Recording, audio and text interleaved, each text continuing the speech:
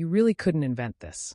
Just when many thought the Sussex, Invictus narrative had run out of surprises, Prince Harry has introduced an entirely new awards event created by Invictus, overseen by Invictus, presented by Invictus, and unsurprisingly, featuring Prince Harry himself as one of the judges. If irony were a competitive sport, this would comfortably place on the podium. The newly announced Invictus Spirit Gala Dinner Awards is set to take place in London this September and is being promoted as a celebration of resilience, service, and an indomitable spirit. Noble language, certainly, but critics were quick to point out how neatly everything aligns. When external recognition dries up, some argue, why not create your own awards and take a seat on the judging panel? According to the foundation, nominees don't even have to be Invictus Games competitors.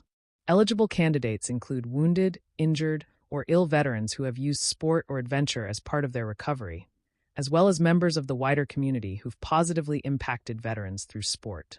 The criteria are so expansive, critics say, that almost anyone could qualify. And who ultimately chooses the winners?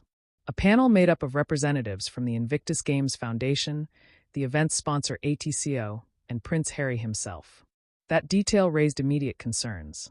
Not because the mission sounds objectionable in principle, but because the optics are awkward at best. As one critic remarked, it's remarkably convenient that the same organization and the same individual are both hosting the event and handing out the honors. The result, many say, feels like self-applause disguised as altruism.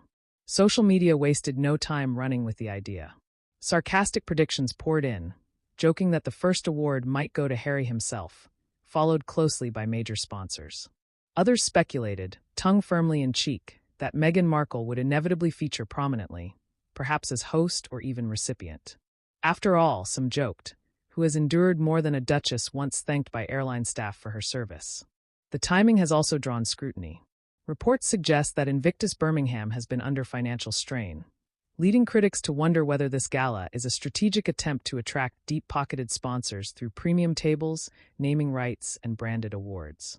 Lavish dinners, after all, are a tried-and-tested fundraising tactic, and Harry is no stranger to that world. What troubles many veterans most, however, is the contrast between pageantry and practical support. Critics point out that Invictus has not always fully covered athletes' travel, accommodation, or insurance costs, yet appears able to fund an elaborate awards night in London. To them, it feels like priorities are skewed: celebration before care, image before obligation. Veterans advocates online have voiced growing frustration, accusing the Sussex brand of using wounded service members as props for relevance and personal image repair. They argue that turning recovery into a red carpet spectacle risks trivializing the sacrifices the Games were meant to honor. Whether justified or not, the resentment is clear and widespread. The choice of location has only added fuel to the fire. London, once again.